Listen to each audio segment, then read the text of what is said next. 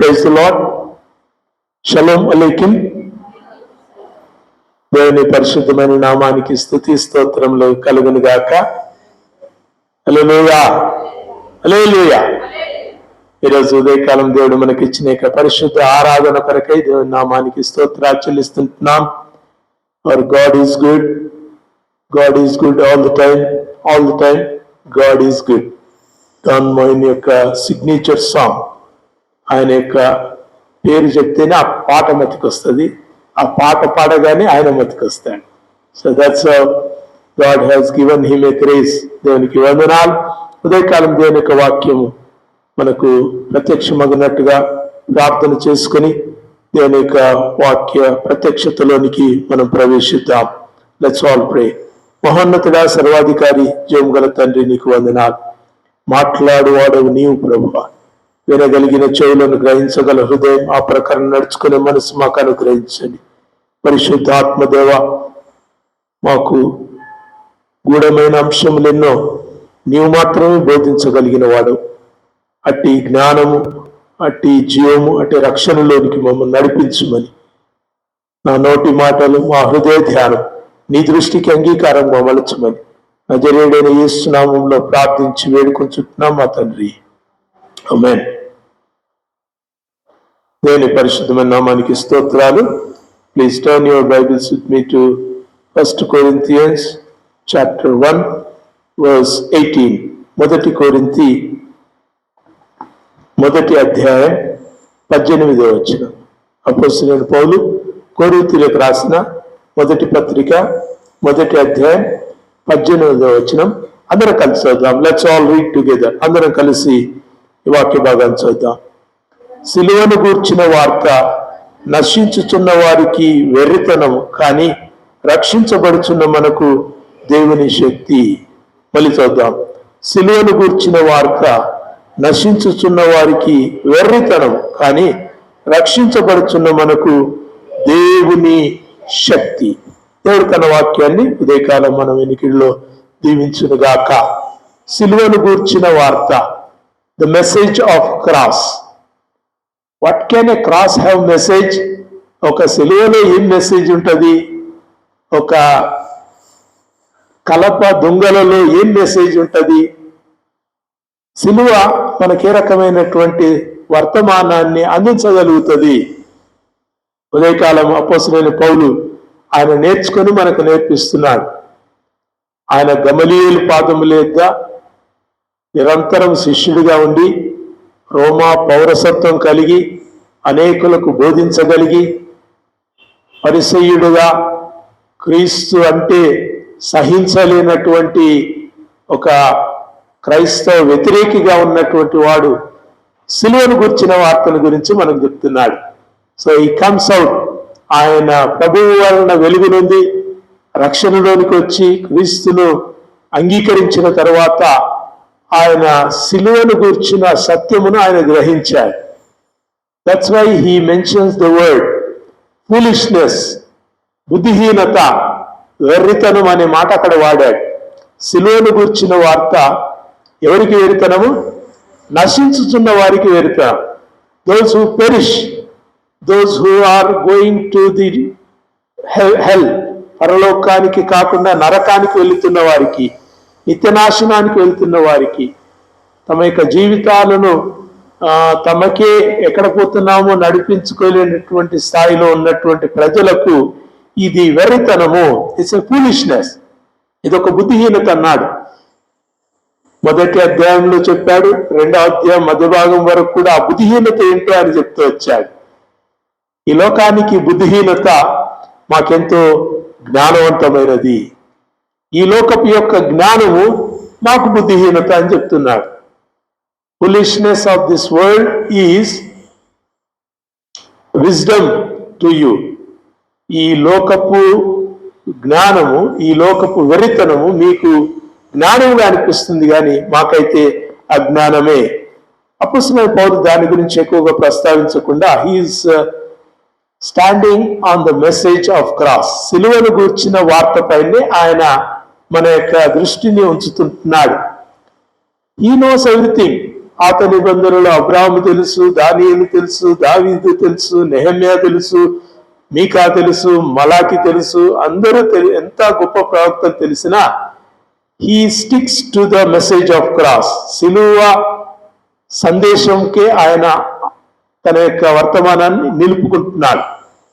He doesn't go out of his topic. ఆ topic ను దాటిపోతలేడు. ఎక్కడ చెప్పినా క్రీస్తు గురించి చెప్తాడు, ఎక్కడ చెప్పినా సిలువ గురించి చెప్తాడు, ఎక్కడ చెప్పినా రక్షణ గురించి చెప్తాడు. He knows much things. గమలీయేలు పాదముల యొద్ద ధర్మశాస్త్ర సంబంధమైన అనేకమైన నిబంధనలను ఓడపోసి దాన్ని ధ్యానించి దాన్ని పాటించిన వాడు వాటి గురించి మాట్లాడటం లేదు. He has exciting message. ఒక ఉత్తేజపూరితమైనటువంటి మెసేజ్ తన వద్ద ఏదైనా ఉందంటే that is the message of cross, సిలువను గురించినటువంటి వార్త. అదే కాలము what does this cross has message? ఈ సిలువలో ఏం వార్త ఉంది? ఈ క్రొయ్య మానులో ఏం వార్త ఉంది? ఈ రెండు కలపదుంగలు ఆకాశానికి భూమికి మధ్యలో ఒక ఆకారంగా ఉన్నటువంటి దీంట్లో ఏం వార్త ఉంది? మనకు అనేకమైన గుర్తులు క్రైస్తవ ప్రపంచం మనకు చూపిస్తుంది. స్టార్ మనకేం చూపిస్తుంది? క్రీస్తు జన్మించిన ఆ యొక్క నక్షత్రాన్ని అన్యజనులకు తెలియచేసినటువంటి స్టార్ మనకు క్రైస్తవ ఏమంటారు గుర్తులు వాడతాం. పౌరాన్ని వాడతాం, డెపిక్టింగ్ ద హోలీ స్పిరిట్. అపొస్తలుడైన పౌలు వీటన్నిటిని పక్కన పెట్టి ఒకటే వాడుతున్నాడు. హీ టేక్స్ ద క్రాస్, సిలువను వాడతాడు. సిలువ ఇది విగ్రహం కాదు. చాలా మంది అనుకుంటారు మనం సిలువ ఇక్కడ ఒకటి వేలాడుకున్నాం, ప్రతి చర్చిలో సిలువ ఉంటుంది, చర్చ్ అంటేనే సిలువను ప్రత్యక్షపరుస్తుంది, ఆ చర్చ్ మీద సిలువ ఉంటుంది. So when we talk about church we talk about cross. సిలువ సంఘము ఏదైనా మాట్లాడుతుందంటే అది సిలువను గురించినటువంటి వార్తనే మాట్లాడుతుంది. So there is a lot of message in it. దీంట్లో చాలా గొప్ప మర్మము, చాలా గొప్ప జ్ఞానము దేవుడు దాచి ఉంచాడని అపొస్తలుడైన పౌలు ఉదయకాలం మనకు కొన్ని మాటల ద్వారా తెలియజేస్తున్నాడు. సిలువను గూర్చిన వార్త నశించుతున్న వారికి వెరితనము గాని రక్షించబడుతున్న మనకు దేవుని శక్తి అంటున్నాడు. ఒక 3 మాటల్లో మనం దీన్ని ధ్యానించుకుందాం. మొదటిది, number 1, it's a power of God. ఇది దేవుని శక్తి. సిలువను గూర్చిన వార్త దేవుని శక్తి, సిలువ కాదు, సిలువను గూర్చిన వార్త.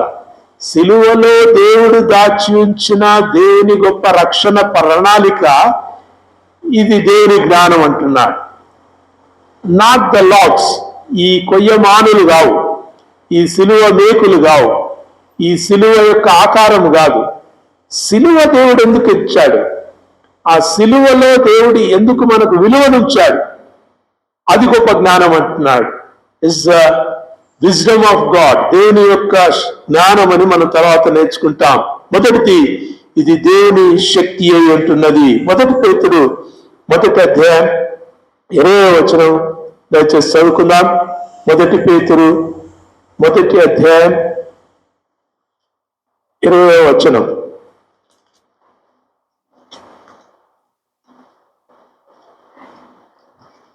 మొదటి పేతురు 1వ అధ్యాయం 20వ వచనం. ఆయన జగత్తు పునాది వేయబడక ముందే నియమింపబడెను. హల్లెలూయా. దేవుని యొక్క శక్తి జగత్తు పునాది వేయబడక ముందే ఆయన ఏర్పరిచాడు. That's the power of cross. సిలువలో దేవుడు దాచి ఉంచిన శక్తి. జగత్తు పునాది వేయబడక ముందే, అంటే ఈ భూమి ఆకాశములు నిర్మించబడక ముందే, మానవుడు దేవుని యొక్క స్వరూపమందును స్వభావమందును నిర్మించబడక ముందే, మానవుడు నిర్మించబడ్డ తర్వాత దేవుని ఆజ్ఞను అతిక్రమించి పాపము చేయకముందే, ఈ జగత్తు అంతా కూడా ఏర్పడక ముందే దేవుని యొక్క శక్తి అది సిలువలో ప్రత్యక్షమైంది. God had the message of cross. సిలువను గూర్చిన వార్త ఆయన జగత్తు పునాది వేయబడక ముందే ఆయన మరల కొరకై దాచి ఉంచాడు. దేవునికి వందనాలు. జగత్తు వేయబడక మునిపే నియమింపబడెను. హూ, ఎవరు? ఆయన అన్నాడు అక్కడ. ఎవరు ఆయన? యేసుక్రీస్తు ఈ సర్వ సృష్టి కలగక ముందే, దేవుడు తన వాక్కు చేత నిర్మించక ముందే తన కుమారుణ్ణి ఈ రక్షణ ప్రణాళిక కొరకై సిద్ధపరిచాడు. That's the beauty of cross. సిలువలో ఉన్నటువంటి గొప్ప వర్తమానం ఉదయకాలం దేవుని వాక్యం బట్టి నేర్చుకుంటున్నాం. The cross has a message. సిలువలో గొప్ప వార్త, గొప్ప వర్తమానం, మనుషుల రక్షణార్థమై దేవుడు దాచించినటువంటి తన నీతి ప్రత్యక్షమవుతుంది. ఇది దేవుని సంఘాలు ఈ దినాల్లో నేర్చుకోవాల్సినటువంటి ఆవశ్యకత ఎంతైనా ఉంటున్నది.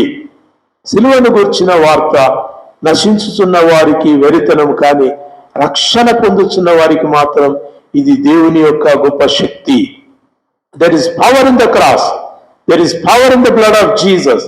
యేసు యొక్క రక్తములో శక్తి ఉంది, యేసు యొక్క సిలువలో శక్తి ఉంది.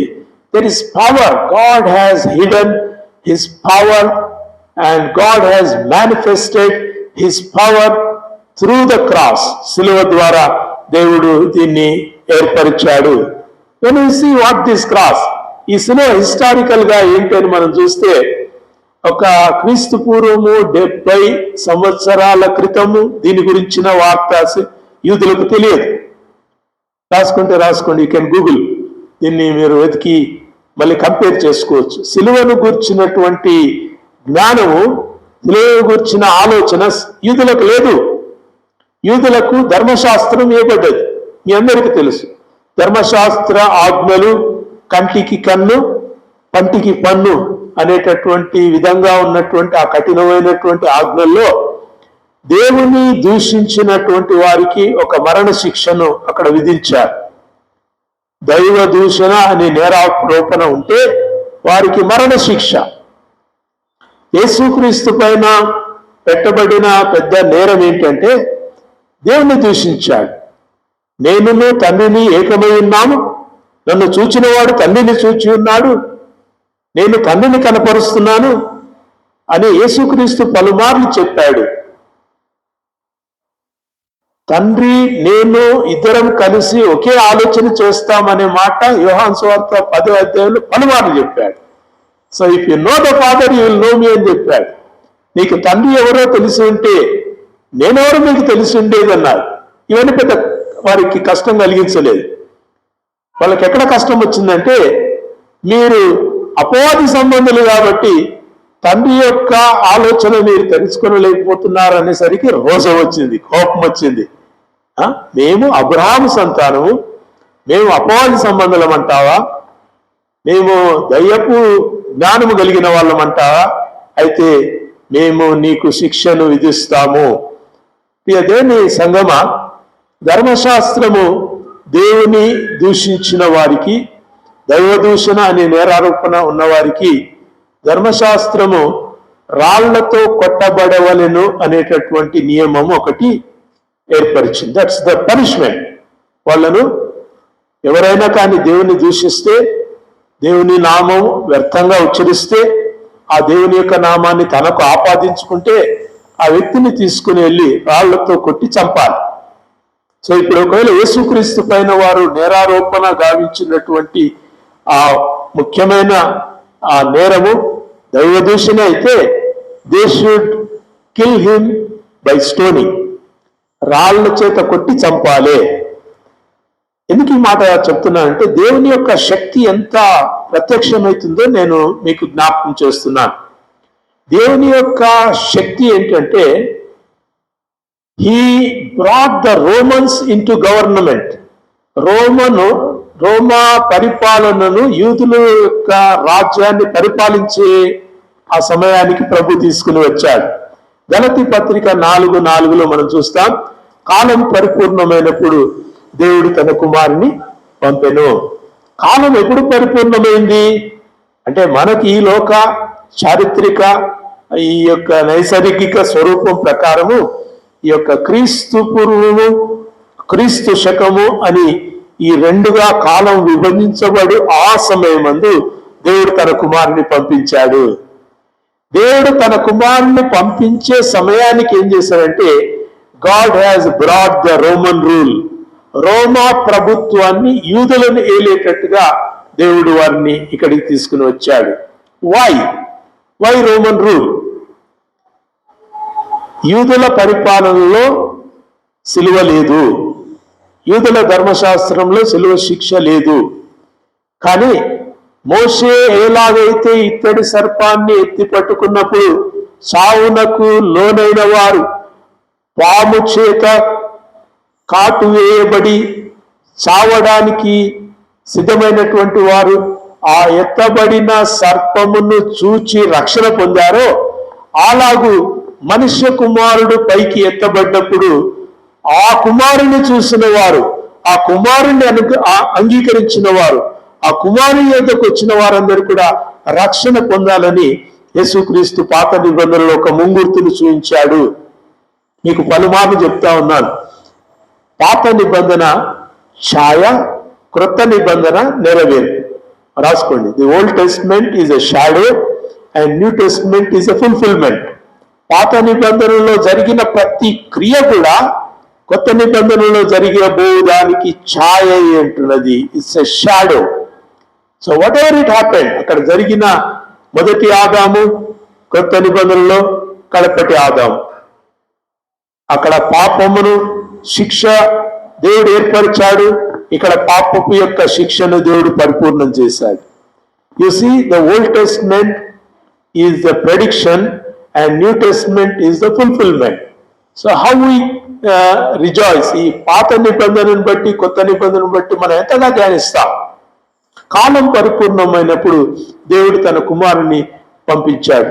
ధర్మశాస్త్ర సంబంధమైన నియమములు, ఆజ్ఞలు, విధుల ప్రకారము సిలువ వేయుటకు యూదులకు అధికారము లేదు. అయితే దేవుడు మోషే తన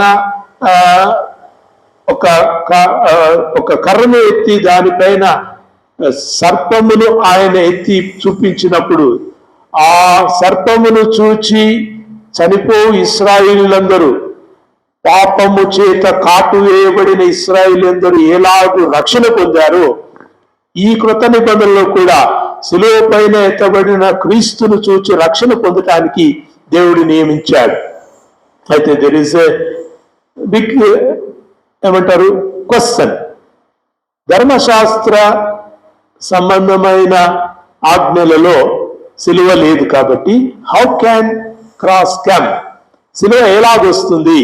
సో దేవుడు కాలం పరిపూర్ణమైనప్పుడు తన కుమారుణ్ణి ఎలాగ పంపించాడో, ఆ కాలం కూడా రోమీయులు యూదుల మీద పరిపాలన చేయనట్టుగా రోమీయులను ఆ యొక్క ప్రభుత్వంలోనికి తీసుకుని వచ్చాడు. Why Roman government? మళ్ళీ ఇంతకుముందు అడిగిన ప్రశ్ననే. రోమా పాలన ఎందుకంటే రోమీలకు మాత్రమే సెలవు వేసే అధికారం ఉంది.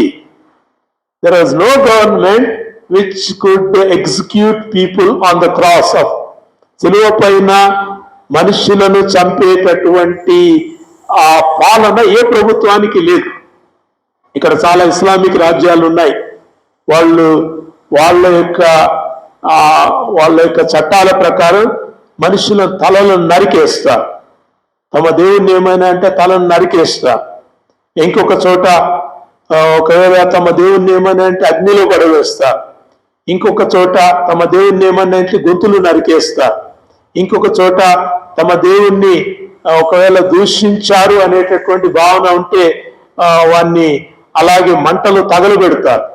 So there are many punishments in the world. లోకములో అనేకమైనటువంటి శిక్షా విధానాలున్నా దేవుడు తానెంచుకున్నటువంటి ఆ సిలువ మరణానికి రోమా పాలనను తీసుకుని వచ్చాడు. So Romans came to rule the Jews. యూదులను పరిపాలించడానికి రోమీయులు అక్కడ మనకు కనబడుతుంటున్నారు. You see the power of God. దేవుని యొక్క శక్తిని మీరు గమనిస్తుంటున్నారా? దేవుని యొక్క ప్రత్యేకమైన ప్రణాళికను మీరు చూస్తున్నారా? It's God's plan. దేవుని యొక్క అమోఘమైనటువంటి ప్రణాళిక. సిలువలో రక్షణను దేవుడు దాచి ఉంచాడు. సిలువ మరణాన్ని దేవుడు ఈ లోకమందు తన కుమారుని ద్వారా మనకు చూయిస్తుంటున్నాడు. Why cross? మళ్ళీ సెకండ్ క్వశ్చన్. మొదటిది why cross? Because God has a plan. దేవుడు తన యొక్క చిత్తము ఆయన సిలువయందే నెరవేర్చాలని ఉద్దేశించాడు కాబట్టి అది దేవుని యొక్క వాక్య ప్రకారం జరిగినటువంటి రక్షణ ప్రణాళిక. రెండవది, వాట్ వి సీ ఇది ద విజ్డమ్ ఆఫ్ గాడ్, ఇది దేవుని యొక్క గొప్ప జ్ఞానమై ఉంటున్నది. సిలువ దేవుని యొక్క జ్ఞానమును మనకు కనపరుస్తుంది. హౌ కెన్ అన్ అబామినేషన్, సిలువ అనేది ఒక ఏమంటారు, హేయమైనటువంటి, కిరాతకమైనటువంటి, క్రూరమైనటువంటి శిక్ష. ఆ సిలువ ఏ విధంగా దేవుని జ్ఞానం అవుతుంది అనే ప్రశ్న చాలా మంది కలవచ్చు. Why cross is the wisdom of God, cross సిలువ ఎలాగూ దేవుని యొక్క జ్ఞానాన్ని మనకు కనపరుస్తుంది అనేది మనకు ఒకవేళ ప్రశ్న వస్తే దయచేసి వాక్యంలో మనం చూసుకోవచ్చు. 1 కొరింథీ 2వ అధ్యాయం, 1 కొరింథీ 2వ అధ్యాయం 6వ వచనం నుంచి మనం చదువుదాం. 1 కొరింథీ 2వ అధ్యాయం 6వ వచనం. పరిపూర్ణులైన వారి మధ్య జ్ఞానం బోధించుచున్నాము, అది ఈ లోక జ్ఞానము కాదు, నిరర్ధకులైపోతున్న ఈ లోకాధికారుల జ్ఞానము కాదు, కానీ దేవుని జ్ఞానము మర్మమై ఉన్నట్టుగా బోధించుచున్నాము. ఈ జ్ఞానము మరుగయుండెను, జగత్తుత్పత్తికి ముందుగానే దీనిని దేవుడు తన మహిమ నిమిత్తము నియమించెను. హల్లెలూయా. దేవుని పరిశుద్ధమైన నామానికి స్తోత్రాలు. ఎంత చక్కగా చెప్తున్నాడు, మీరు అర్థమవుతుందా? పరిపూర్ణులైన వారికి మధ్య జ్ఞానం బోధించున్నాం. సో పౌలు, అపోస్తలుడైన పౌలు పరిపూర్ణులైన వారిలో జ్ఞానం బోధిస్తున్నాడు. అంటే రక్షణ నొందిన వారు, దేవుని యొక్క నిత్య జీవమునకై ఏర్పాటు చేయబడిన వారి మధ్యలో సిలువను గూర్చినటువంటి జ్ఞానం బోధిస్తున్నాడు. సో అందరికీ చెప్పలేడు. సువార్త ప్రకటనలో ఈ సిలువను గురించిన జ్ఞానం ఎక్కువ చెప్పడానికి వీల్లేదు. కాబట్టి కొరింథీ సంఘస్థులు చెప్తున్నాడు. కొరింథీ సంఘస్థులు జ్ఞానము వెతికేవాళ్ళు, దే సీక్ విజ్డమ్. అసలు కొరింథీ సంఘం ఆ చుట్టుపక్కల ఉన్నటువంటి జనము గ్నాస్టిక్స్ అని పిలువబడేవాళ్ళు. GNOSTICS, గ్నాస్టిక్స్. గ్నాస్టిసిజం అంటే జ్ఞానమును వెతికేవారు. వారు జ్ఞానమును పూజిస్తారు. మనం దేవుళ్ళు దేవతలను పూజిస్తారు కదా మన దేశంలో, అలాగా ఈ గ్నాస్టిసిజం వీళ్ళు ఏం చేస్తారంటే జ్ఞానాన్ని పూజిస్తారు. కంటికి కనిపించదు, చెవికి వినిపించదు, హృదయానికి గోచరం కాదు. ఆ జ్ఞానం మాకు కావాలి, ఆ జ్ఞానం మాకు దేవుడు అని వారు దేవుని పూజిస్తారు. వాళ్ళ దేవుని పేరే జ్ఞానం. సో దేవుని యొక్క జ్ఞానము పరిశుద్ధ గ్రంథంలో అపోస్తలుడైన పౌలు ఎందుకు చెప్తున్నాడంటే, మీరు జ్ఞానాన్ని ఎట్లా వెతుకుతున్నారు? You are searching wisdom. ఆ గ్రంథాన్ని చదివి, ఆ మతాన్ని చదివి, ఈ మతాన్ని చదివి, ఆ పరిశోధన చేసి, ఈ పరిశోధనలో ఉన్నటువంటి వాటిని వెలికి తీసి, అది ఏ రకంగా ప్రాక్టికల్ గా సాధ్యమవుతుంది అనేటటువంటి వాటిని మీరు అనేకమైన మతాలలో మీరు వెతుకుతున్నారు కదా. ఏం వెతుకుతున్నారు? జ్ఞానం వెతుకుతున్నారు కదా. ఈ జ్ఞానము సిలువలో పరిపూర్ణమైంది అని అపోస్తలుడైన పౌలు చెప్తున్నాడు. God's wisdom is exhibited in the cross of Calvary. Calvary సిలువలో దేవుని యొక్క జ్ఞానము అది ప్రత్యక్షమైనట్టుగా అపోస్తలుడైన పౌలు మన జ్ఞాపకం చేస్తున్నాడు. దయచేసి చూడండి, ఒక్కొక్క మాట అక్కడ మనకెంతో అర్థవంతమైనటువంటిది. ఈ లోకాధికారుల జ్ఞానము కాదు. సో ఇది మొదట మనం we need to cut off, దీన్ని పక్కకు పెట్టుకోవాలి. ఏమని? ఈ లోకాధికారుల యొక్క జ్ఞానం కాదు. ఈ లోకాధికారుల జ్ఞానం ఏంది? కంటికి కనిపించేది, చెవికి వినిపించేది, వారు స్పృశించదగినది, వారు చూడగలిగింది, చేరగలిగింది, అది ఈ లోకాధికారుల యొక్క జ్ఞానం. కనబడితేనే వాళ్ళు నమ్ముతారు. బైబిల్ ఏం చెప్తుందంటే కనబడిన దాన్ని నమ్మాల్సిన పని ఉందంటాడు. ఈ లోకాధికారుల యొక్క జ్ఞానము కాదు.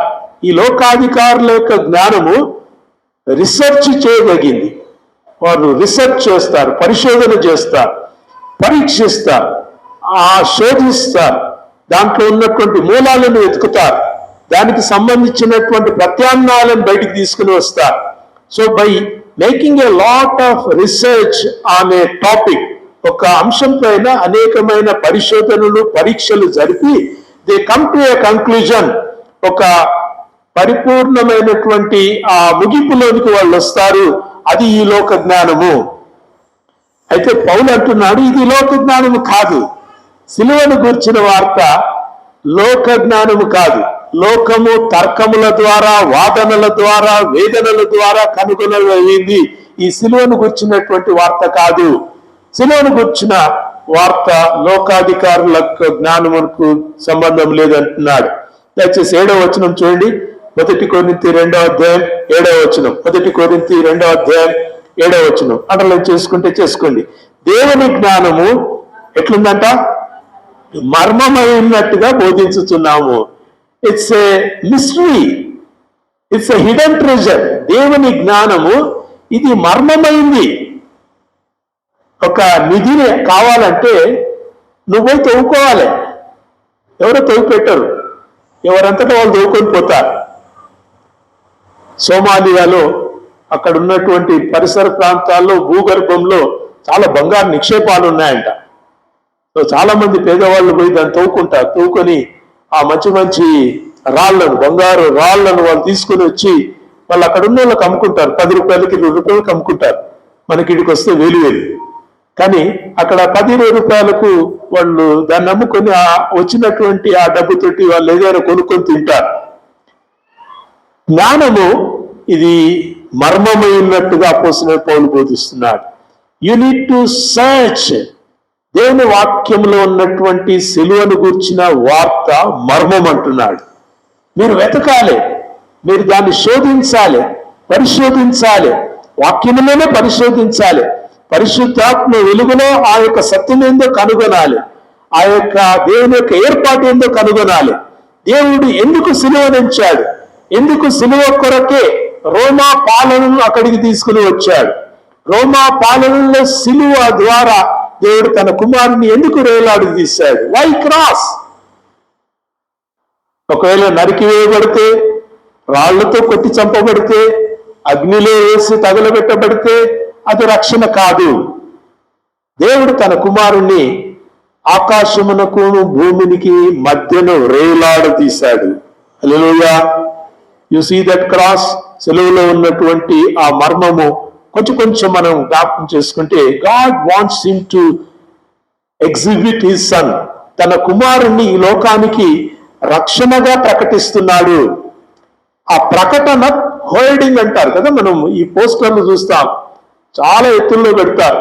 హైదరాబాద్ లో పోతే ఆ ఎయిర్పోర్ట్ సైడ్ పోతా ఉంటే కొన్ని మీటర్ల ఎత్తులో ఆ హోల్డింగ్స్ పెడతారు. ఎందుకంత ఎత్తులో పెట్టాలి, ఎందుకంత పెద్దగా పెట్టాలి, ఎందుకంత లైట్లు పెట్టి వాటిని కాంతివంతం చేసి అది ప్రకటించాలి అంటే the companies have the plan. కంపెనీస్కి ఒక ప్లాన్ ఉంటుంది. వాళ్ళు ఏం చేస్తారంటే తమ యొక్క కంపెనీ పేరు, ప్రతిష్ట అది తెలవాలన్నట్టుగా ఆ హోల్డింగ్స్ ద్వారా తమ యొక్క కంపెనీని వారు ప్రకటించుకుంటారు. యేసుక్రీస్తు ద్వారా దేవుడు తన రక్షణను ప్రకటించాలనుకుంటున్నాడు. సర్వలోకానికి ఆయన రక్షణను ప్రకటించాలనుకుంటున్నాడు.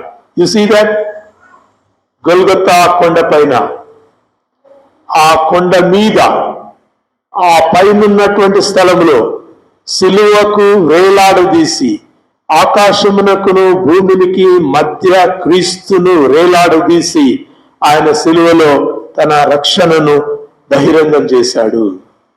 యు సీ దీస్ టూ, ఒకటి పైనుంచి కిందికి. What does it show? ఈ సిలువ మనకేం చూపిస్తుంది? దేవుడు మనుషుల యొద్దకు దిగి రావటం. And what does this show? ఈ యొక్క వెడల్పు ఇది మనకేం చూపిస్తుంది? The width of the love of God. దేవుని యొక్క గొప్ప ప్రేమను ఆ సిలువలో క్రీస్తు బహిరంగం చేశాడు. సో దేవుని యొక్క జ్ఞానం ఇది మర్మమై ఉంటున్నది. His people should understand his wisdom. ఆయన ప్రజలు ఆయన యొక్క జ్ఞానాన్ని మొత్తం అర్థం కాదు మనకు, కానీ అర్థం చేసుకున్నంతగా దేవుణ్ణి అర్థం చేసుకుంటే we rejoice in the salvation. నువ్వు పొందిన రక్షణ ఎంత విలువైందో నీకు తెలుస్తుంది. యేసుక్రీస్తు ఆకాశానికి భూమికి మధ్యలో 2 చేతులు కూడా, కుడివైపు ఎడం వైపు. బహుశా ఆయన చేతులు అంతవరకు బాగా బిగుసుకుపోయాయి ఆ కొరడా దెబ్బల చేత. ఒళ్ళు హూనమై రక్తసిక్తమైన ఆ శరీరాన్ని సిలువకు మేకులతో కొట్టి సిలువకు వేలాడదీసి బహిరంగంగా వేడుకగా అది దేవుడు లోకమునకు కనపరిచాడు. వేడుకంటే పండుగ కాదు, ఇట్స్ అన్ ఎగ్జిబిషన్. దేవుడు తన యొక్క కుమారుణ్ణి లోకానికి ప్రదర్శించాడు. సిలువలో ఉన్నటువంటి గొప్ప మర్మం. రెండవది, దేవుని జ్ఞానం ఏంటంటే his son should undergo complete pain. పరిపూర్ణమైన ఆ నొప్పి ప్రభు పొందటానికి దేవుడు ఏర్పరిచాడు. దేవుడు తన కుమారుని నెత్తి మొదలుకొని, ఒకవేళ రాళ్లతో కొట్టబడి చంపితే ఏమైతే చెప్పండి?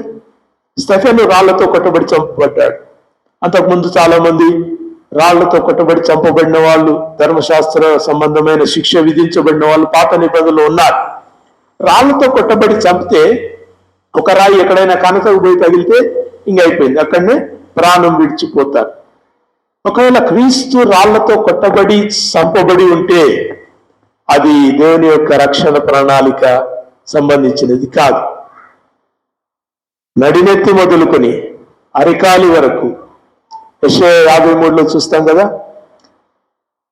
ఆయన మన కొరకు గాయములను నొందెను, మన సమాధానార్థమైన శిక్ష ఆయన మీద పడింది. సో నెత్తి పైన ముళ్ళ కిరీటం మొదలుకొని కాళ్లలో చీరల వరకు ఆయన వేదనను అనుభవించాడు. గాడ్స్ ప్లాన్, దేవుని యొక్క జ్ఞానం ఏంటంటే, ఆ జ్ఞానంలో ఉన్న మర్మం ఏంటంటే పాపమునకు పరిపూర్ణమైన వెల చెల్లించబడాలి. రాయితో కొట్టి ఒక్క రాయి, రెండు రాయి, పెద్ద రాయి నెత్తి మీద పడగానే అది పగిలి మనిషి చనిపోతే దానివల్ల రక్షణ కలగదు. రక్తము చిందించబడాలి. ధర్మశాస్త్ర సంబంధమైన విధులలో బలి పశువు అది రక్తము చిందించాలి, రక్త ప్రోక్షణ జరిగించాలి. రక్త ప్రోక్షణం పాప వినాశనం అనే మాట మన భారతదేశంలో కూడా చెప్పుకుంటారు. రక్తము చిందించకుండా పాపము క్షమించబడదు.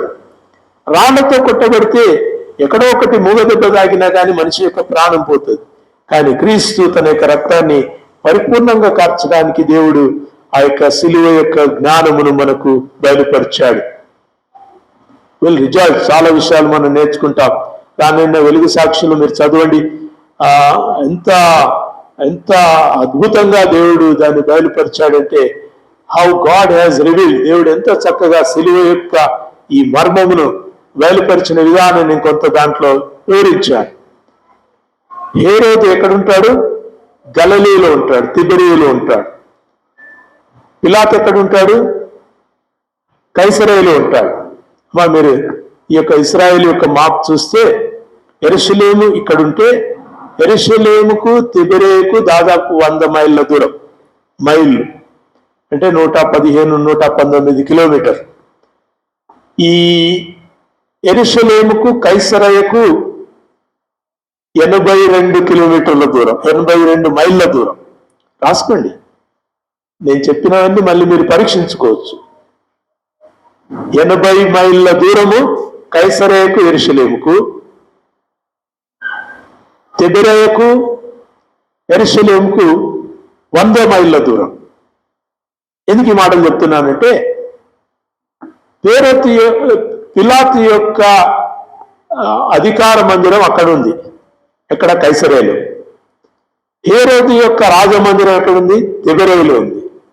శిక్ష వేయబడేది ఎక్కడ? యెరూషలేములో. యెరూషలేములో యేసుకు శిక్ష వేయాలంటే వినాలి.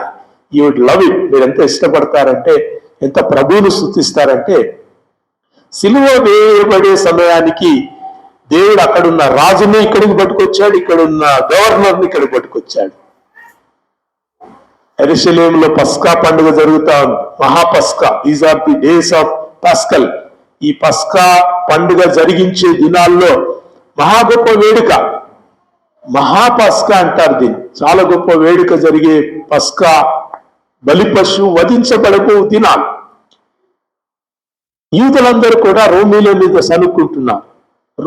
రోమీయులు అక్రమంగా పన్నులు విధిస్తున్నారు, మమ్మల్ని అణిచివేస్తున్నారు, మమ్మల్ని ఐగుప్తులోని ఇశ్రాయేలులో బానిసలు ఎలా చూశారో అలాగే మమ్మల్ని కూడా అంత బానిసలుగా మమ్మల్ని చూస్తున్నారు.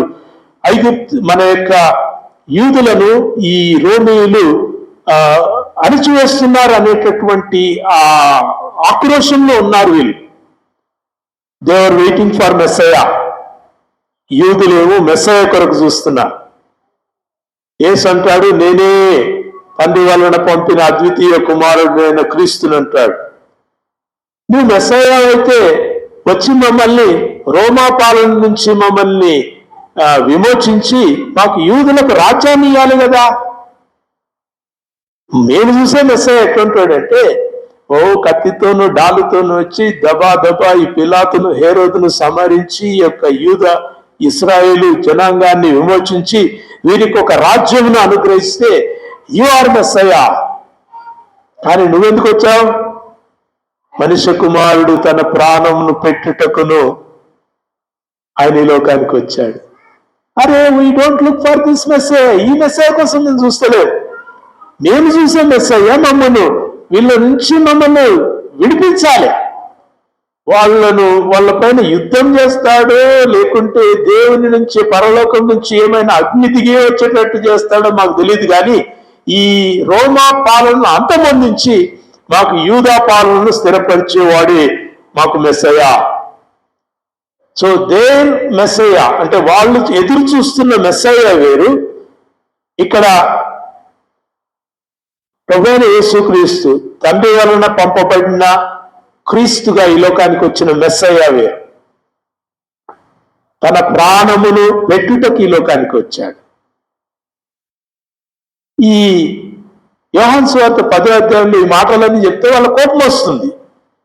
నువ్వేం మెస్సయ బాబు, మేము ఒక మెస్సయ కోసం చూస్తుంటే నువ్వు వచ్చిన మెస్సయ అంటావు. మెస్సయ ఏమైతే మేము పో, ఆ హేరోదులను చంపేసేయి, ఆ గవర్నర్ చంపేసేయి, వాళ్ళందరినీ చంపేసి మాకు యూదులకు ఒక రాజ్యాన్ని ఇవ్వచ్చు కదా అనేటటువంటి వీరికి దేవుని జ్ఞానము మరుగై ఉన్నది. ఈ ప్రశ్నలేసేటోళ్ళకి అందరికీ జ్ఞానం మరుగై. అందుకే ఈ లోక సంబంధమైన జ్ఞానం అంటలేడు. ఈ లోక సంబంధమైన జ్ఞానం ఇది కాదు. ఇది దేవుని వలన కలిగినటువంటి జ్ఞానం. వచ్చిన ఆ ప్రభువును తండ్రి వలన పంపబడిన యేసుగా క్రీస్తుగా నువ్వు గుర్తించగలిగితే నీకు జ్ఞానం. మనందరికీ తెలుసు, యోహాను సువార్త 3వ అధ్యాయంలో ఒక వ్యక్తి చాలా బాగున్నాడు. ఏ పేరు? ఆయన పేరు నికోదేము. మంచి పరిసయ్యుడు, చాలా మంచోడు, వెరీ గుడ్ జెంటిల్మ్యాన్. చాలా మంచి వయసులో ఉండి నలుగురికి చెప్పగలిగి ధర్మశాస్త్రాన్ని పరిశోధించగలిగిన వాడు యేసుక్రీస్తును చూడడానికి వచ్చాడు. కానీ యేసుక్రీస్తు బిజీగా ఉన్నాడు కాబట్టి యేసుక్రీస్తును చూడడానికి రాత్రిపూట వచ్చాడు, దుప్పటి కప్పుకొని వచ్చిండు. నేను పరిసయ్యుని ఒకవేళ క్రీస్తును చూడడానికి వస్తే మా యొక్క సమాజ మందిరం అంతా కూడా నన్ను కనుక వెలివేస్తుందేమని భయపడ్డాడేమో తెలియదు, కానీ ఈ కేమ్ హైడింగ్. ఆయన రాత్రిపూట వచ్చి యేసును కలుసుకుని ఒకడు నిత్య జీవం పొందుటకు ఏం చేయాలి? ఒకడు తల్లి గర్భమున మళ్ళీ ప్రవేశించి తిరిగి జన్మించగలడా అంటే యేసు అంటాడు, నికోదేమో, ధర్మశాస్త్రాన్ని ఎరిగిన వాడిని నువ్వే ఇట్లా ప్రశ్నిస్తే ఇంకా చదువులేని వాళ్ళు ఎట్లా ప్రశ్నించాలి? జ్ఞానం ఈ లోకము వలన కలిగేది కాదు, నీకు ధర్మశాస్త్రం వలన కలిగేది కాదు, దేవుని వలన కలిగినటువంటి జ్ఞానం. హల్లెలూయా. మత్తయి సువార్త 16:16లో పేతురు ఏమంటాడు? నీవు సజీవుడగు దేవుని కుమారుడైన క్రీస్తు అన్నాడు. That is wisdom. అది జ్ఞానం. ఆ జ్ఞానం చదువు వల్ల రాదు. పేతురు చదువుకోలే, పేతురు రీసెర్చ్ చేయలేదు. పేతురు క్రీస్తు వెంట ఉన్నాడు, క్రీస్తు చేసిన అనేకమైన కార్యాలను చూస్తున్నాడు, క్రీస్తు అనుగ్రహించిన ఆత్మను పొందుకున్నాడు. కాబట్టి ఆయన ఒక్కసారి పరిశుద్ధాత్మ వలన బయలుపరచబడిన వాడుగా లేచి నిలబడి నీవు సజీవుడగు దేవుని కుమారుడైన క్రీస్తు అని చెప్పాడు. బైబిల్ అంతటికీ సెంట్రల్ వర్స్ అది, అంటే మధ్యలో ఉన్నది కాదు. Why we believe in Christ, క్రీస్తుని ఎందుకు మనం నమ్మాలో నిర్ణయించేటటువంటి ఒక నిర్ణయాత్మకమైనటువంటి వచనం అది. నీవు సజీవుడవకు దేవుని కుమారుడైన క్రీస్తు అని చెప్పాడు. నికోదేము అంత ధర్మశాస్త్రం చదివినా, అన్ని పరిసయ్యే సంబంధమైన క్రియలు జరిగించినా, he could not know the wisdom of God. దేవుని యొక్క జ్ఞానాన్ని కనుగొనలేకపోయాడు. అందుకే అపొస్తలుడు కొరింథీయుల్లో అంటున్నాడు, వెర్రివారమైన మాకు బయలుపరిచాడు. జ్ఞానం అంటున్నారు, జ్ఞానాన్ని వెతుకుతున్నారు, జ్ఞానాన్ని పరిశోధిస్తున్నారు, జ్ఞానాన్ని దేవతగా చేసుకొని పూజిస్తున్నారు, మీకు జ్ఞానం లేదు. జ్ఞానం మీదకు రాలేదు.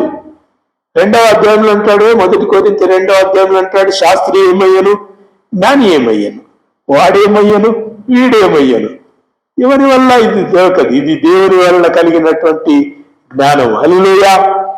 చాలా బాగుంది. చూడండి ఒకసారి, మళ్ళొకసారి 1 కొరింథీ 2వ అధ్యాయం 7వ వచనంలో ఏమంటాడు, దేవుని జ్ఞానం మర్మమైనట్టుగా బోధించుచున్నాము, ఈ జ్ఞానము మరుగై ఉండలేదు. దేవునికి స్తోత్రం. ఈ జ్ఞానము మరుగై ఉండలేదు. ఎప్పటి నుంచి మరుగు కాలేదు? క్రీస్తు శిలువ మరణం పొందిన కాడి నుంచి మరుగై ఉండలేదు. అంతవరకు మర్మంగా ఉంది. చెప్పాను కదా ఇంతకుముందే, యూదులు ఒక రకమైన మెస్సయ్య కొరకు చూస్తే వచ్చింది మరొక రకమైన మెస్సయ్య. వాళ్ళు ఒక పని చేస్తాడనుకుంటే ఈయన ఒక పని చేయడానికి వచ్చాడు. ప్రాణం తీస్తాడనుకుంటే ఈయన ప్రాణం పెట్టుటకు వచ్చాడు. క్రయధనంగా తన యొక్క రక్తాన్ని చెల్లించుటకు వచ్చాడు. అరే, దేవుని గొర్రె పిల్లగా వచ్చిన నీవేం మెస్సయ్యా? మా మెస్సయ్య వస్తే వీళ్ళందరినీ కూడా హతమార్చి మాకు యూదులకు ఒక రాజ్యాన్ని ఇస్తాడు అని వాళ్ళు నమ్ముతున్నారు. అయితే దేవుని యొక్క మహా గొప్ప జ్ఞానం, ఆయన యొక్క శక్తి, ఆ పరిపూర్ణత ఏంటంటే నాట్ జస్ట్ టు జ్యూస్, యూదులకు మాత్రమే కాదు, ఆ మనుషులందరికీ కూడా యేసుక్రీస్తునందు రక్షణ ఇచ్చుటకు క్రీస్తు ప్రత్యక్షుడయ్యాడు. హల్లెలూయా. ఈ జ్ఞానము మరుగై ఉండలేదు. ఎక్కడి నుంచి? సిలువ కానుంచి ఇది మరుగు కాలేదు. Once you see the cross, the wisdom is revealed. సిలువను చూస్తే దేవుని జ్ఞానం బహిర్గతమవుతుంది. సిలువను చూస్తే దేవుని యొక్క జ్ఞానం బహిర్గతమవుతుంది. కొయ్యమానులను కాదు, ఈ 2 అడ్డు పొడి ఉన్నటువంటి మానవులను చూస్తే ఏం కాదు. కానీ సిలువ ద్వారా దేవుడు చెప్పవలసిన ఆ ఏమంటారు వార్త, సిలువను గూర్చిన వార్త, అది ఇక మరుగు కాలేదు. It's revealed. క్రీస్తులో అది బహిర్గతమైంది, ప్రత్యక్షమైంది, సకల ప్రజలకు కూడా అది వెల్లడి అయింది. అందుకే ఎక్కడో ఉన్న ఇథియోపియుడు వచ్చాడు, రక్షణ పొందాడు. అపొస్తలుల కార్యాలను చూస్తాం కదా, ఇథియోపియుడు ధర్మశాస్త్రాన్ని చదువుతా ఉంటే ఫిలిప్పు పరిగెత్తుకొని వెళ్ళి, నువ్వేం చదువుతున్నావయ్యా? ఇదిగో నేను చదువుతున్నాను. అది ఎవరో కాదు, యేసుక్రీస్తే. మరుగు కాదు. ఇంకా మీరు ధర్మశాస్త్రంలో, పాత నిబంధనలు, బైబిల్లో ఏదైనా చదివి నాకు అర్థమైతే లేదు అనుకోవడానికి వీల్లేదు. It's revealed in the cross. Every wisdom of God revealed in cross. దావీదులో చూడము, అబ్రహాంలో చూడము, మోషేలో చూడము, కానీ క్రీస్తులో దేవుడు తన జ్ఞానాన్ని మరుగుపరిచినట్టుగా మనం చూస్తున్నాం.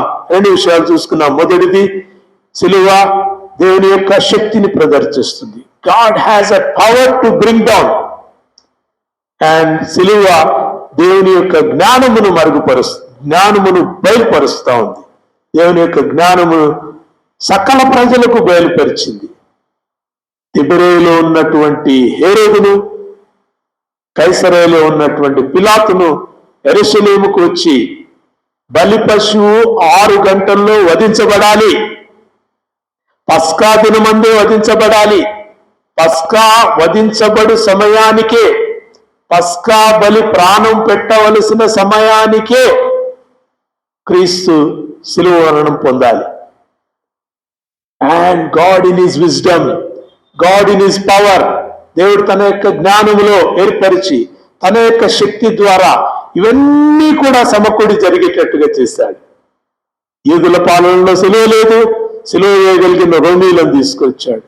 యెరూషలేములో హేరోదు లేడు, యెరూషలేములో పిలాతు లేడు. ఈ పిలాతు, హేరోదు యెరూషలేముకు వచ్చేటట్టుగా చేశాడు. Why? They have some political aspirations. వాళ్ళకి కొన్ని రాజకీయ సంబంధమైన ఏమంటారు ఆలోచనలు ఉన్నాయి. వాళ్ళు దేవుని జ్ఞానం కనుగొని రాలేదు, క్రీస్తును సిలువేయడం రాలేదు. వాళ్ళు మనందరూ తెలుసు కదా, ఈ పండుగల సమయంలో నిన్న రంజాన్ అయింది. చాలా మంది ఏం చేస్తారు, అక్కడికి పోయి ఆ రాజకీయ నాయకులు అక్కడ పోయి వాళ్ళకి ఏదైనా కానీ కొన్ని పథకాలను వాళ్ళు ప్రకటిస్తారు. ప్రజలను మంచి చేసుకోవడానికి ప్రభుత్వాలు కొన్ని పథకాలను ప్రకటిస్తాయి, కొన్ని సువర్ణమైన అవకాశాలను వెదజల్లుతారు. అదేవిధంగా పాలిటిక్స్ ఆర్ ఆల్వేస్ సేమ్. ఈ హేరోదు పిలాతు కూడా ఎందుకు యెరూషలేముకి వచ్చారంటే మహాపస్కా జరుగుతుంది, యూదులందరూ వస్తారు. ఎక్కడెక్కడో ఉన్నటువంటి యూదులంతా కూడా ఇక్కడికి వచ్చి పస్కా బలి పశువు వధించబడే సమయానికి వీళ్ళు ఉంటారు. కాబట్టి హేరోదుగా తిబెరయ నుంచి 100 కిలోమీటర్ల నుంచి ఈయన వచ్చాడు, పిలాతు కైసరయ నుంచి 80 మైళ్ళ నుంచి ఈయన వచ్చాడు.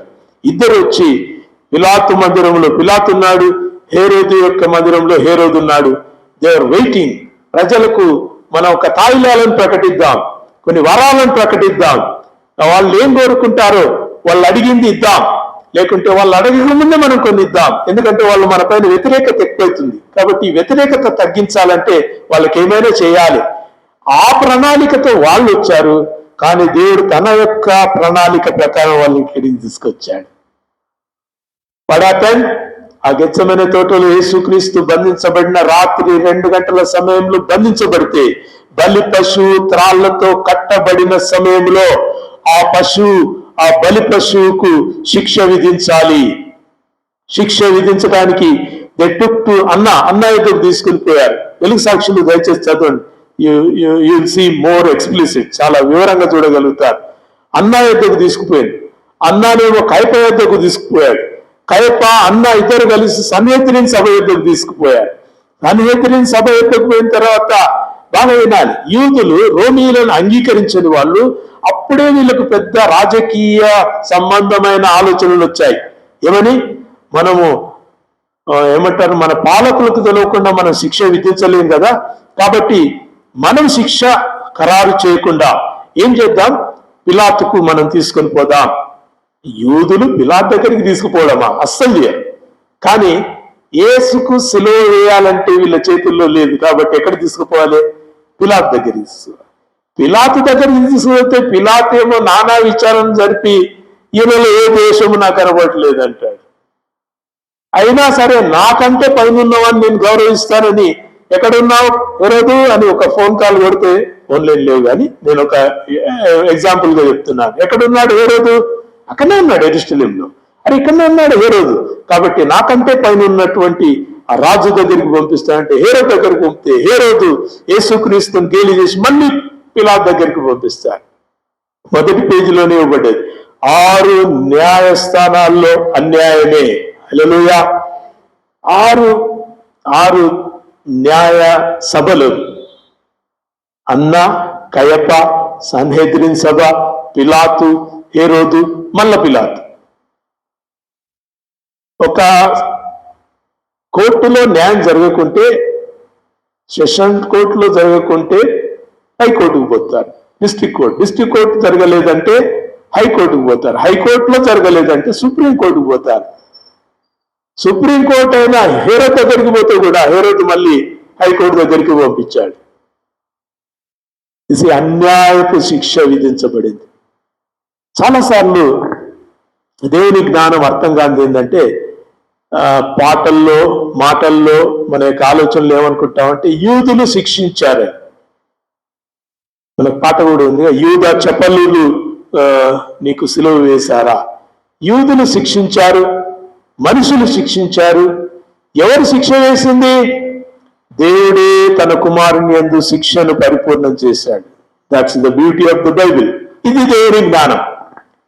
చాలాసార్లు ఈ సోషల్ మీడియాస్ లో వ్యంగ్యంగా పెడతా ఉంటారు, యేసుక్రీస్తు సిలువ వేయబడ్డాడు, ఆయన సిలువ నుంచే రాలేకపోయాడు, మిమ్మల్ని రక్షిస్తాడు. దేవుని జ్ఞానం వాళ్ళకి లేదు, అది దయ్యపు జ్ఞానం.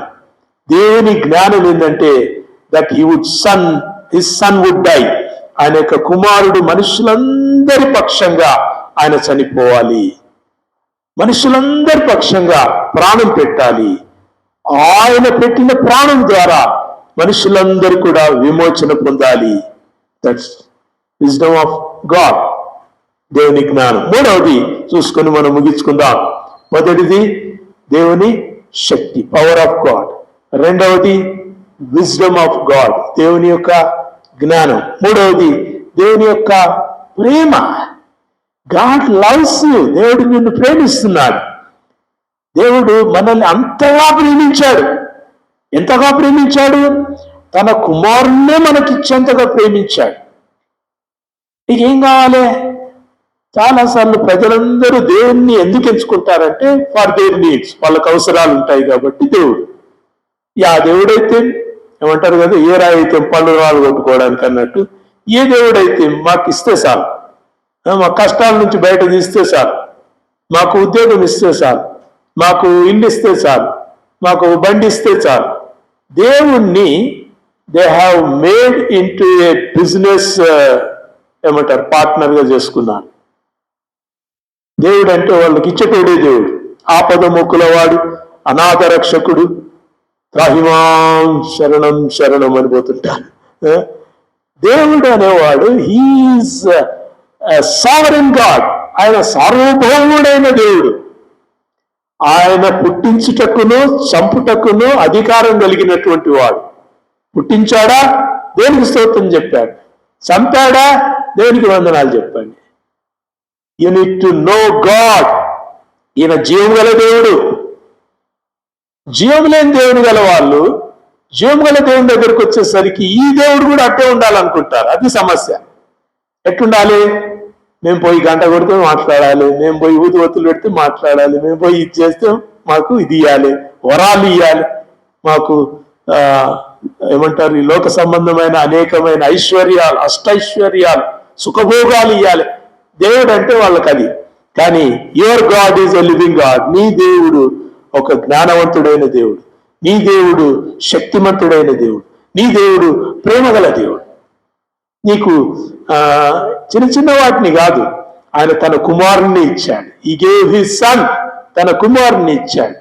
ఎంత బాగా రాస్తాడమ్మా పత్రికల్లో, తన కుమారుణ్ణి ఇచ్చిన వాడు మీరు అడిగింది ఇవ్వకుండా అంటాడు.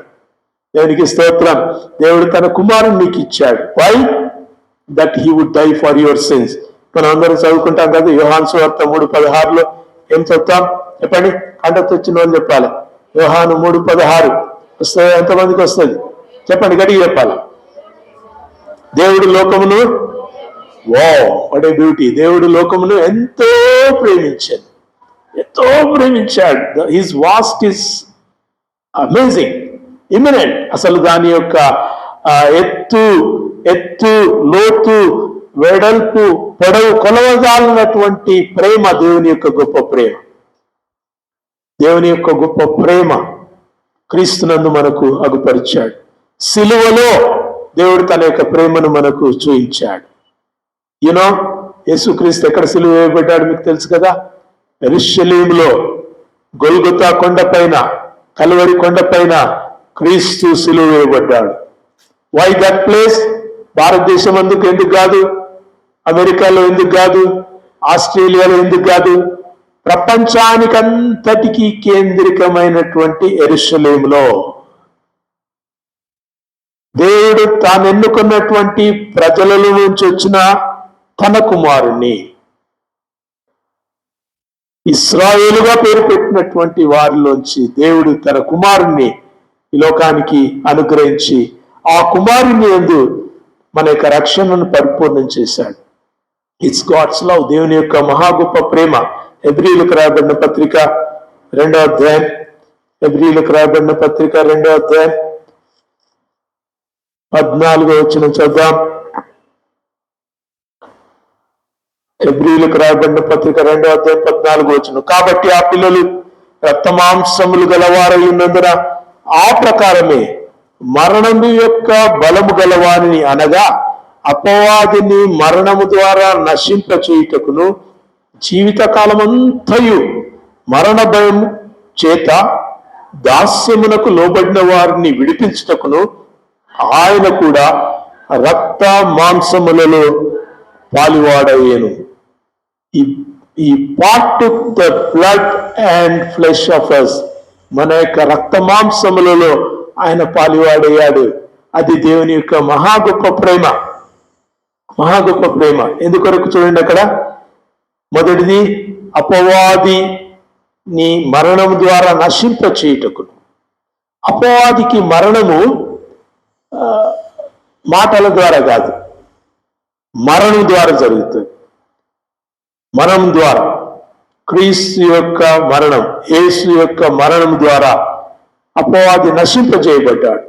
మీకు తెలుసా, క్రీస్తు శిలువ పైన ఎక్కకుండా అపవాది పలు పన్నాగాలు చేశాడు. అది మనందరూ కూడా మంచిగా అనిపిస్తుంది. శిలువ మీద వేదన పడకుండా చచ్చిపోయింటే ఎంత బాగుంటుంది, శిలువ వేదన అంత అవసరమా అని చాలా మంది క్రైస్తవులు కూడా ప్రశ్నలు వస్తాయి. క్రీస్తు శిలువ మరణము దేవుని యొక్క ప్రణాళిక. చూస్తున్నారు కదా, తిబెరేలో ఉన్న హేరోదు, కైసరేలో ఉన్నటువంటి పిలాతు, రోమా పాలన, శిలువ శిక్ష, 6 గంటల్లో శిలువ శిక్ష ఖరారైంది. రాత్రికి రాత్రే. ఏ న్యాయస్థానం, ప్రపంచంలో ఏ న్యాయస్థానము 6 గంటల్లో శిక్ష విధించదు. 6 గంటల్లో 6 న్యాయస్థానాల్లో అన్యాయం. 6 hours మొత్తం శిక్ష ఖరారైపోయింది. సిలువ వేయుడి అన్న వారి కేకలు గెలిచాయి. ఎందుకు? ఆ కేకలకు వీరు గనుక లోబడకుంటే వీళ్ళ పీఠాలు కదిలిపోతాయి, రోమ పాలన కూలిపోతుందేమో అనే భయం. కాబట్టి ఏవో తాయిలాలు ప్రకటిద్దామని వచ్చినటువంటి హేరోదుకు, పిలాతుకు ఇది ఒక మంచి అవకాశం దొరికింది. ఇంకా మనమేం భూములు ఇవ్వాల్సిన పని లేదు, ఇండ్లు ఇవ్వాల్సిన పని లేదు. వీళ్ళకి ఏమి ఇవ్వాలి? క్రీస్తును సిలువకు అప్పగిస్తే జూస్ విల్ బి హ్యాపీ, యూదులు సంతోషపడతారు. ఇంకా మనం ఏమి ఎక్కడ మన ఇళ్ళలోకి వెళ్ళిపోవచ్చు. దేవుని యొక్క రక్షణ ప్రణాళిక, దేవుని యొక్క గొప్ప ప్రేమ. God loves us so much. How much God love us. దేవుడు ఎంతగా ప్రేమిస్తున్నాడు. తన కుమారుణ్ణి మనకు అప్పగించినటువంటి వాడు. ఏం చేయమంటున్నాడు? 2వ కీర్తనలో చెప్తాడు కదా, మీరు ఆ కుమారుణ్ణి ముద్దు పెట్టుకొనుడి. Kiss the sun. కుమారుణ్ణి ముద్దు పెట్టుకొనుడి. కిస్ ద సన్ అంటే మామూలుగా ముద్దు పెట్టుకోవడం కాదు, అంటే accept him as your saviour. ఆయనను మీరు రక్షకునిగా మీరు స్వీకరించండి. ఆయన దగ్గరకు రండి. ఆ సిలువలో చేసినటువంటి ఆ గొప్ప ప్రేమ కార్యాన్ని మీరు అంగీకరించండి. దేవుని యొక్క ప్రేమ, గాడ్ హ్యాస్ లవ్. దేవుడు తన యొక్క ప్రేమ మనకు క్రీస్తునందు ప్రత్యక్షపరిచాడు. క్రీస్తులో మన పాపములన్నిటికీ కూడా క్రయధనాన్ని చెల్లించాడు. Past, present and future sins, మీ యొక్క భూత, భవిష్యత్, వర్తమాన కాలముల్లో చేసిన చేయబో పాపాలన్నిటికీ క్రీస్తునందు దేవుడు సిలువ ద్వారా, సిలువ శిక్ష ద్వారా వాటన్నిటికీ క్షమాపణనిచ్చాడు. They are cleansed. క్రీస్తు రక్తం చేత కడిగాడు. మరణము లేకుండా, రక్త ప్రోక్షణం లేకుండా పాపికి విమోచన లేదు. అపవాది క్రియలు దేని ద్వారా నశించబడతాయి? మరణం ద్వారా. బాగుంది, చూడండి, చాలా బాగుంది. మీరు అది అండర్లైన్ చేసుకుంటే చాలా మంచిది.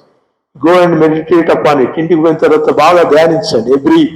మనం ఇంతవరకు చదువుకున్న 2వ అధ్యాయం 14వ వచనం.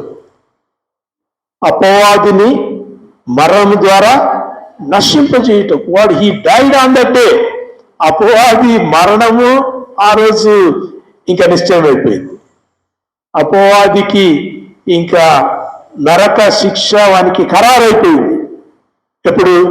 When Jesus laid his life. లేకుంటే ఎవరి ప్రాణం అక్కడ చెల్లించాలి? ఈనాడు పాపములో ఉన్న లోకమంతా కూడా తమ ప్రాణముల కొరకై తామే బలి వేయాల్సిన పనిలో క్రీస్తు మన కొరకు పరిశుద్ధమైన రక్తాన్ని కార్చి, ఆ రక్తం ద్వారా మనల్ని కడిగి కొని పరిశుద్ధపరిచి తన యొక్క స్వకీయ సంపాద్యంగా ఆయన చేసుకున్నాడు. We are his own. మనము ఆయన వారము, మనము ఆయన ప్రజలము. ఎంత మంచి మాట అంటాడు. ఎక్కడ? 100వ కీర్తనలో అంటాడు, మనము ఆయన ప్రజలం, ఆయన వైపు గొర్రెలం. దేవునికి వందనాలు. ప్రియ దేవుని బిడ్డలారా, ఇంతగా ప్రేమించుటకు మనం ఎంతటి వారం. ఏ యోగ్యత లేదు నీకు నాకు. మనము దేవుని ఎదుట నిలువజాలని వాళ్ళం. We are not his people, chosen people కాదు. మనము ఈ లోకంలో కొట్టివేయబడిన ప్రజల్లో ఉన్న మనల్ని క్రీస్తు ద్వారా దేవుడు మనల్ని సిలువ యందు ఆయన తండ్రితో ఐక్యపరిచాడు. Hallelujah. So don't ignore cross. సిలువను మీరు అంత చులకన చేయకండి. సిలువ అంటే ఒక విగ్రహం అనుకోకండి. సిలువను మనం ఎవరు పూజించము, సిలువ ఎదుట మనం మోకాలేము, కానీ సిలువ మనకు గుర్తుగా మనం జ్ఞాపకం చేసుకుంటాం. ఇన్ దట్ క్రాస్, ఆ సిలువ ద్వారా, ఆ సిలువ యందు మనకు కలిగినటువంటి దేవుడు ఇచ్చినటువంటి గొప్ప రక్షణను మనం జ్ఞాపకం చేసుకుని దేవానికి స్తోత్రం అని చెప్తాం. దేవునికి వందనాలు. ప్రార్థన చేసుకుందామా? దయచేసి తలలో వంచండి, వీలైతే మోకరించండి. How good and how great is the word of God. దేవుని యొక్క వాక్యం ఎంత మంచిది, ఎంత గొప్పదమ్మా. దేవుని యొక్క శిక్ష, దేవుని యొక్క ఆయన మనుషులందరికీ ఏర్పరిచినటువంటి ఆ నరక శిక్షను సిలువ ద్వారా తన కుమారుని మరణము యందు దేవుడు కొట్టివేశాడు. హల్లెలూయా. దేవునికి స్తోత్రం చెల్లిద్దాం. ఒక నిమిషం ప్రార్థన చేసుకుందాం. డోంట్ లుక్ అరౌండ్, అక్కడిక్కడ చూడకండి. ప్రార్థన చేసుకుందాం. దేవుడు తన యొక్క శక్తిని మనకు ఆయన యొక్క సిలువలో కనపరిచాడు. Not just these 2 bars of the wood, ఈ యొక్క కలప 2 దుంగలలో కాదు, కానీ దేవుని యొక్క ఆశ్చర్యకరమైన ప్రణాళికలో ఆయన తన యొక్క శక్తిని బయలుపరిచాడు. So the cross is the message of cross is the power to his people. తన యొక్క ప్రజలకు రక్షణ నుండి వారికి దేవుని శక్తి అని మనం మొదట నేర్చుకున్నాం. రెండవది, ఇది దేవుని యొక్క జ్ఞానము. ఈ జ్ఞానము లోకానికి మరుగై ఉన్నది, లోక జ్ఞానులకు ఇది మరుగై ఉన్నది. లోక జ్ఞానము చేత ఈ మర్మము కనుగొనజాలరు, కానీ క్రీస్తు యుద్ధకు రావటంతో పేతురు వలె, యేసు నీవు సర్వోన్నతుడైన దేవుని కుమారుడైన క్రీస్తు అని చెప్పగలిగే జ్ఞానము దేవుడు తన యొక్క వాక్యంలో సిలువ ద్వారా మనకు బయలుపరుస్తున్నాడు. దేవునికి వందనాలు. His wisdom is shown. దేవుడు తన యొక్క జ్ఞానాన్ని మనకు అనుగ్రహించాడు. దేవునికి వందనాలు. మూడవది, హౌ గాడ్ లవ్స్ us. ఇవన్నీ కూడా పై రెండు ఒకటైతే మూడవది చాలా గొప్పది, నిన్ను నన్ను ప్రేమించాడమా. In cross we see the love of God. సిలువలో దేవుని యొక్క గొప్ప ప్రేమను మనం చూడగలుగుతాం. చూసారా? మీరేమైనా ఉత్తు పాటలు పాడుతున్నారా? సిలువలో దేవుని యొక్క గొప్ప ప్రేమ బహిర్గతమైంది. That he would shed the blood of his own son. తన యొక్క సొంత కుమారుని యొక్క రక్తము సిలువలో చిందించుటకు ఆయన ఇష్టమాయను. ఆయన తను తాను అర్పించుకున్నట్టుగా తన కుమారుని మన కొరకై పంపించాడు. Shall we thank God. దేవునికి వందనాలు చెల్లిద్దామా? ఈ యొక్క లెంట్ డేస్ లో, ఈ యొక్క గుడ్ ఫ్రైడే, ఈస్టర్ రానున్న ఈ దినాల్లో are you meditating upon the cross? సిలువ పైన నువ్వు ధ్యానిస్తున్నావా? సిలువలో కలిగిన రక్షణను ధ్యానిస్తున్నావా? సిలువ సందేశాన్ని నువ్వు మనస్కరిస్తున్నావా? What are you meditating upon? నువ్వు దేన్ని ధ్యానిస్తున్నావు? దయచేసి ఒక నిమిషం దేవునికి వందనాలు చెల్లిద్దాం. యేసు నీకు వందనాలయ్యా, యేసు నీకు వందనాలు. సిలువలో దేవుని యొక్క శక్తిని కొద్దిగా మనం చూసాం, మొత్తం కాదు, కొద్దిగానే చూసాం. సిలువలో దేవుని యొక్క జ్ఞానాన్ని కొద్దిగా చూసాం. సిలువలో దేవుని యొక్క గొప్ప ప్రేమలో మనం కొంచెం అర్థం చేసుకుంటున్నాం. దేవునికి వందనాలు చెల్లిద్దాం. యేసయ్యా నీకు వందనాలయ్యా, నువ్వు మా కొరకై చిందించిన నీ యొక్క పరిశుద్ధ రక్తాన్ని బట్టి నీకు వందనాలు. సిలువ ఈ లోకస్తులకు వెర్రితనము, కానీ రక్షించబడుతున్న మాకు దేవుని గొప్ప శక్తి అని మాకు బయలుపరుస్తున్న నీ విధానాన్ని బట్టి నీకు వందనాలయ్యా. We see there is power in your cross. We see there is wisdom in your cross. We see there is love in your cross. నీ సిలువలో నీ యొక్క గొప్ప ప్రేమను మేము అర్థం చేసుకుంటున్నాం. అయ్యా నీకు వందనాలు ప్రభువా. లోకము దేవా తమ యొక్క మనుగడ కోసం దేవుళ్ళని ఏర్పరచుకుని ఉండొచ్చు, కానీ మేమైతే సదాకాలం నీతో ఉండగలుగుటకు జీవముగల దేవుని యందు రక్షణ నుండి పరలోకంతో తండ్రితో కూడా ఉండుట కొరకై ప్రభువా మేము క్రీస్తుని ఎంచుకొని ఉంటున్నాం. ఇటు గొప్ప రక్షణను క్రీస్తులో మాకు స్థిరపరచమని, మమ్మల్ని నీ వాక్యం యందు బలపరిచి నడిపించమని యేసు నామములో ప్రార్థించి వేడుకొంచుతున్నాం మా తండ్రి.